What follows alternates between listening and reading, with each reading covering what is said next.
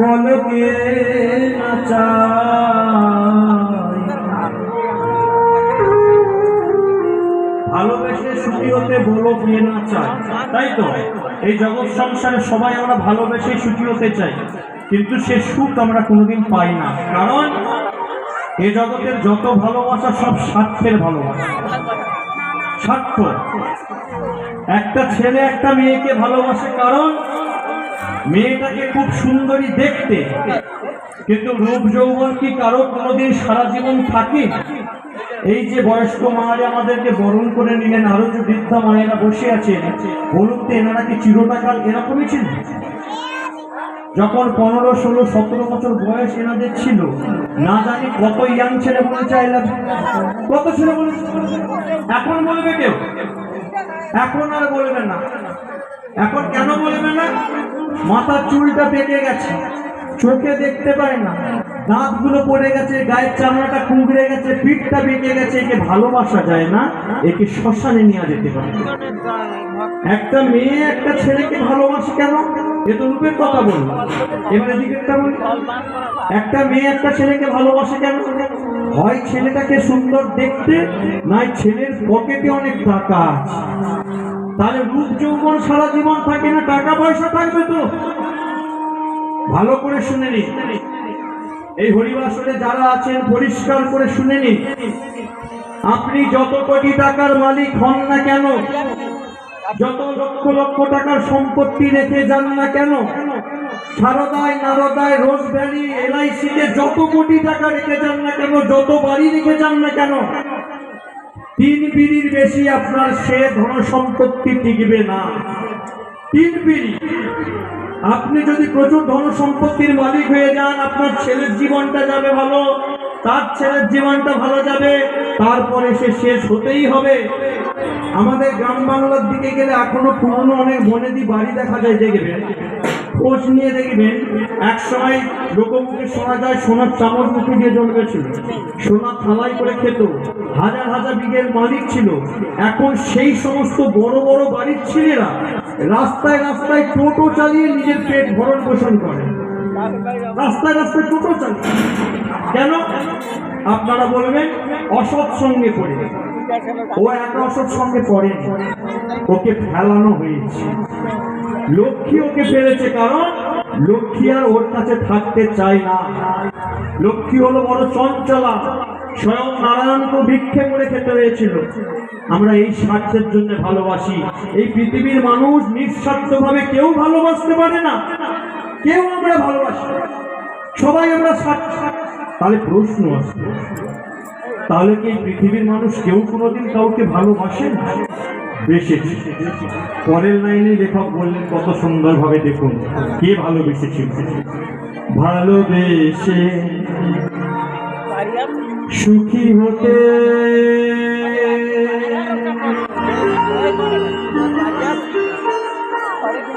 বলো কে না চায়। পরের লাইনে বলছে রাধা সুখী হয়েছিল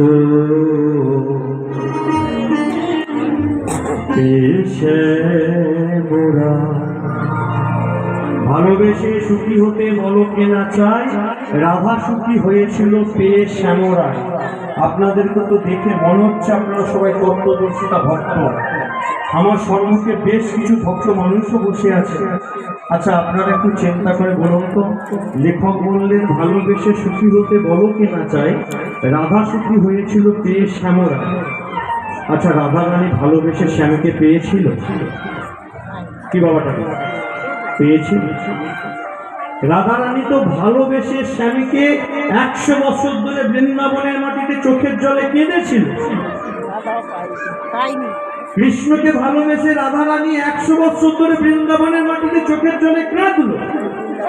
তাহলে যে রাধা রানী 100 বছর ধরে চোখের জলে কাঁদলো, তাহলে লেখক কেন লিখলেন যে রাধা সুখী হয়েছিল পেয়ে শ্যামরায়? ভুল লিখেছে। আমরা ভুল গানগুলো শুনছি, শুনতে হয়, শুনি, গাইতে হয়, গেয়ে ফেলি, কোনোদিন ভেবে দেখি না। ছেলেদেরকে সেই কথাগুলোই বলি। ভুল লিখেছে তো না, লেখক ভুল লিখে, আমাদের একটু বোঝার ভুল হচ্ছে। আমরা এই কলিযুগের মানুষ ভালোবাসার মানে বলতে কি জানি জানেন? ভালোবাসার মানে পাওয়া। আমি ওই মেয়েটাকে ভালোবাসি, ও যদি আমার সঙ্গে সংসার করে তবেই হবে আমার ভালোবাসা। আর ও যদি আমাকে ল্যাং মেরে অন্য কারো ছেলের সঙ্গে চলে যায়, তখন আমার এটা হবে প্রতিহিংসা। আমি মুখে অ্যাসিড পর্যন্ত মেরে দেব। বাস্তব এটাই ঘটছে। কাল পর্যন্ত যাকে ভালোবেসে এলাম, আজকে এমন একটা কাজ করলো সেই মেয়েটার মুখে আমরা অ্যাসিড পর্যন্ত মেরে দিই, তাহলে কি এটা ভালোবাসা হলো? একে ভালোবাসা বলে না। জগতের মানুষ আমরা ভালোবেসে শুধু পেতে চাই, ভালোবেসে এটা দাও, ভালোবেসে ওটা দাও, ভালোবেসে টাকা দাও, পয়সা দাও, গাড়ি দাও, বাড়ি দাও, বিষয় দাও, বৈভব দাও, ঐশ্বর্য দাও, প্রতিপত্তি দাও, শুধু দাও। আর এই ভালোবাসার মধ্যে থেকে যেদিনকে আমাদের চাওয়া পাওয়াটা শেষ হয়ে যায়, সেদিনকে আমাদের ভালোবাসাটাও শেষ হয়ে যায়। কিন্তু আসল ভালোবাসার মানে পাওয়া নয়, আসল ভালোবাসার মানেই হলো ত্যাগ। এ জগৎ সংসারে যে ত্যাগ করতে পেরেছে সেই একমাত্র ভালো বাঁচতে পেরেছে।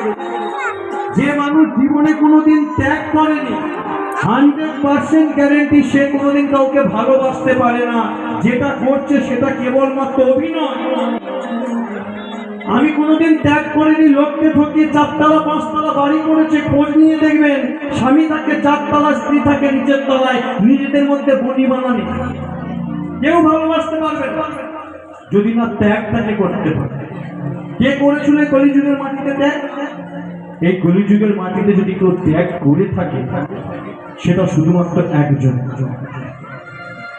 আমরা সবাই গৌর গৌর করি, আমরা সবাই নিতাই নিতাই করি, আমরা হা মহাপ্রভু করি, হা কৃষ্ণ করি।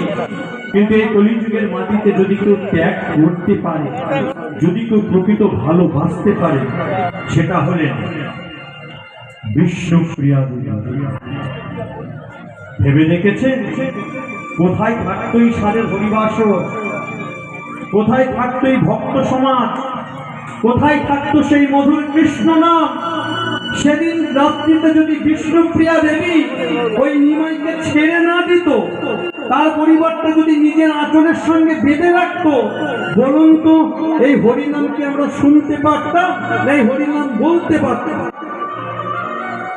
সেদিন রাত্রিতে বিষ্ণুপ্রিয়া দেবী যদি নিমাইকে নিজের আঁচলের সঙ্গে বেঁধে রাখতো, নিমাই কোনোদিন সন্ন্যাসী হতে পারত?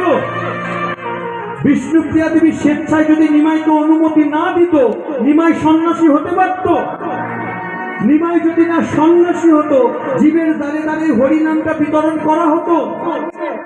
নিমাই যদি না সন্ন্যাসী হতো, এই হরিনাম সংকীর্তন বলে কিছু জিনিস থাকতো। তাহলে ত্যাগটা করলো বিষ্ণুপ্রিয়া দেবী। যাও তুমি যাও। এতদিন জানতাম তুমি শুধু আমার একা, কিন্তু আজ বুঝতে পেরেছি তুমি আমার একার নয়। এতদিন জানতাম তুমি নদিয়ার চন্দ্র, নবদ্বীপের চন্দ্র, কিন্তু আজ বুঝতে পারছি তুমি শুধু নদিয়া নবদ্বীপের চন্দ্র নয়, তুমি হলে জগতের চন্দ্র। তুমি শুধু আমার একার নয়, আমার একার স্বামী নয়, তুমি হলে জগতের স্বামী। আজ যদি তোমাকে আমি ঘরের মধ্যে বেঁধে রাখি, আঁচলের সঙ্গে ধরে রাখি, আমি ভালোভাবে বুঝতে পারছি এই জগৎবাসী প্রত্যেকটা মানুষ প্রতারিত হবে, লাঞ্ছিত হবে। যে নাম জীবের দ্বারে দ্বারে দেওয়ার প্রতিশ্রুতি দিয়ে তুমি এই কলির মাটিতে এসেছো গৌরাঙ্গ মহাপ্রভু হয়ে, আজ যদি তোমাকে আমি ধরে রাখি, তুমি কোনোদিন সে নাম জীবের দ্বারে দ্বারে বিরতন করতে পারবে না। যাও, তবে যাওয়ার সময় একটা জিনিস তোমায় চাইবো, দেবে? বলো প্রিয়া, তুমি তো যাচ্ছ, আমি জানি এ জন্মে আর বোধহয় তোমার এই শ্রীমুখ দর্শন আমার হবে না, তাই যাওয়ার সময় শুধু একটা জিনিস চাই, তোমার পায়ের যে খড়ম দুটো আছে, অর্থাৎ জুতো, তোমার পায়ের ওই জুতো দুটো আমাকে নিয়ে যাবে? প্রিয়া, তুমি আমার জুতো নিয়ে কি করবে জানো স্বামী?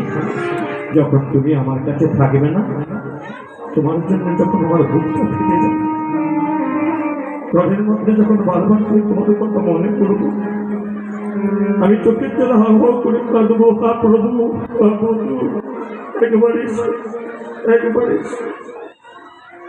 কিন্তু আমি জানি তুমি আসো, সেদিন আমি তোমার এই জুতো দুটো, এই করম দুটোকে নিজের বক্ষ মাঝে জড়িয়ে ধরবো, চোখের জলে কাঁদবো, চোখের জলে কেঁদে কেঁদে বিন্দু বিন্দু জলের ফোঁটা দিয়ে তোমার এই জুতো দুটোকে আমি চোখের জল দিয়ে ধুইয়ে দেবো। তখন তোমার চোখের জল দিয়ে তোমার এই জুতো দুটো ধোয়ানো হয়ে যাবে। আমি মনে মনে অন্তত শান্তি পাবো। তুমি যেখানেই থাকো, যেভাবেই থাকো, এই প্রিয়া তার চোখের জল দিয়ে তোমার চরণ সেবা করে দিল। বলুন কত ত্যাগ! এখন কোনো ব্যক্তি যদি বলে, হ্যাঁ রে টিকটিমা, আমি সন্ন্যাসী হয়ে তীর্থস্থানে ঘুরে চলে যাচ্ছি, তুই বাড়িতে বস, এনে আমার দুটো জুতো রেখে দিয়ে জুতো দুটোকে তুই পুজো করবি, তো করবে? উল্টে জুতো তুলে জুতো দিয়েই সাপতে দেবে। হ্যাঁ, বিয়ের প্রতিশ্রুতি করিয়েছ, সংসার করার প্রতিশ্রুতি দিয়েছ, আর দিয়ে এসে তুমি আমাকে রেখে দিয়ে তুমি সন্ন্যাসী হতে চলেছ। ত্যাগ দেখো, একটা ত্যাগের জন্য এই সনাতন ধর্মটা আবার নতুন করে বাঁচতে শিখল। একই বলে ভালোবাসা। ভালোবাসা সেটাকে বলে। রাধারানী পারতেন, কি দরকার ছিল? সংসারের মধ্যে তিনটে কাঁটা, জটিলা, কুটিলা, আয়ান, তিনটে কাঁটাকে প্রত্যেক দিন পা থেকে তুলে তুলে তুলে তুলে কৃষ্ণ নাম করতো। কিন্তু যেদিন কৃষ্ণ চলে গেল, প্রতারণা করে গেল রাধারানীর সঙ্গে, চিটিংবাজি করে গেল, যায়নি? মাথায় হাত দিয়ে তো যাওয়ার সময় বলে গেল, ওরা দে, তোমার মাথায় হাত দিয়ে প্রতিজ্ঞা করছি, আজ যাচ্ছি, কাল ফিরে আসবো। বলুন তো, আর কাল কাল করে করে রাধারানীর জীবনের 100টা বৎসরে বৃন্দাবনের মাটিতে কেটে গেল, কৃষ্ণ তো ফিরে এলো না। রাধারানী তো পারতো যে কৃষ্ণ আমার সঙ্গে ঠকবাজি করলো, যে কৃষ্ণ আমার সঙ্গে চিটিংবাজি করলো, সেই কৃষ্ণের নামে এফআইআর করবো থানায়, আমি কেস করবো কৃষ্ণের নামে, যে কৃষ্ণ আমাকে ঠকিয়েছে, আমি সেই কৃষ্ণ নাম করবো না। কিন্তু দেখুন, যতদিন রাধারানী মাটিতে ছিলেন, বৃন্দাবনের মাটিতে, সারাটা জীবন কৃষ্ণ কৃষ্ণ কৃষ্ণ কৃষ্ণ। এমনি এমনি কৃষ্ণ কলির মাটিতে আসেনি গো মা, ওই ভালোবাসা। যেদিন রাধারানী তার শেষ জীবনের কর্ম ছেড়ে চলে যাবে, বসে আছে, অন্তর্যামী গোবিন্দ আমার দ্বারকা থেকে বুঝতে পেরেছে লোকের অলৌকিকে আজকে রাধারানীকে যখন স্বপ্নে দেখা দিয়েছে, ও রাধে, সারা জীবন তোমাকে আমি কষ্ট দিয়ে গেলাম, যন্ত্রণা দিয়ে গেলাম, বিনিময়ে তুমি কোনোদিন কিছু পেলে না।